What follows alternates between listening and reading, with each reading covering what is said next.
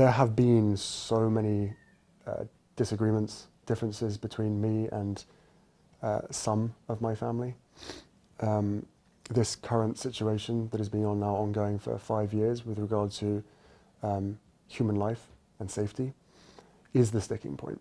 It is the only thing that's left. Of course, some members of my family will never forgive me for writing a book. Of course, they will never forgive me for lots of things. But, you know, there is.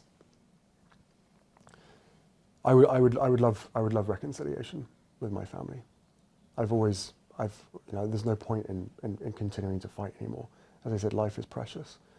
I don't know how much longer my father has.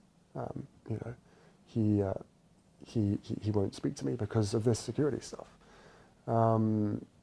But it would be nice to reconcile. I can't see a world in which I would be bringing my wife and children back to the UK at this point. And the things that they're going to miss is, well, everything. You know, I love my country. I always have done, despite what some people in that country have done. So, you know, I miss the UK. I miss parts of the UK, of course I do. And I think that it's really quite sad that I won't be able to show, you know, my children my homeland. Yeah, I don't want history to repeat itself. I think there's a lot of other people out there, the majority, that also don't want history to repeat itself. Through the disclosure process, I've discovered that some people want history to repeat itself, which is pretty dark. That's quite a statement. Who do you think that is? I'm not going to share it at this point. I have had it described to me, once people knew about the facts, that this is an good old-fashioned establishment stitch-up, and that's what it feels like. So should Keir Starmer step in? I would ask the Prime Minister to step in. I would ask Yvette Cooper, the Home Secretary, to look at this very, very carefully, and I would ask her to review RABEC and its members. At this point, I'm feeling very let down.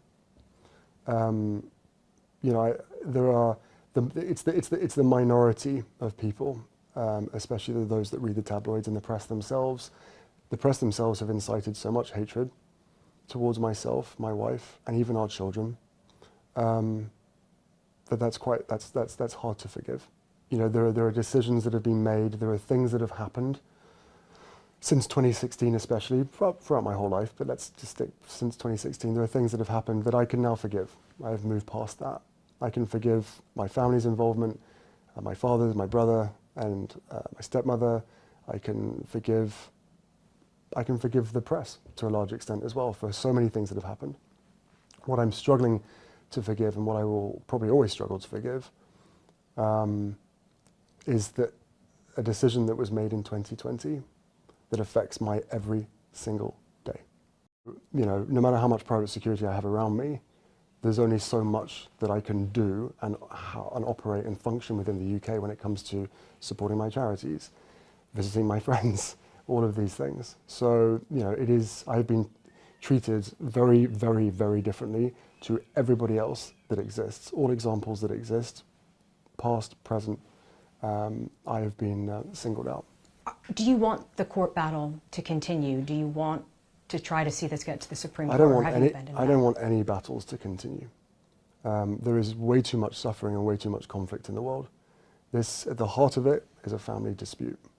And it makes me really, really sad that we're sitting here today, 5 years later, where a decision that was made, most likely, in fact I know, to keep us under the roof. But then once they realized that that wasn't going to work, once they realized that, you know, myself, my wife, and our kids are happier outside of the institution, then please just look at the facts. I can never leave the royal family. You know, that is my family. That is my larger family. I left the institution because at the end of the day I had to. I didn't leave it in 2020.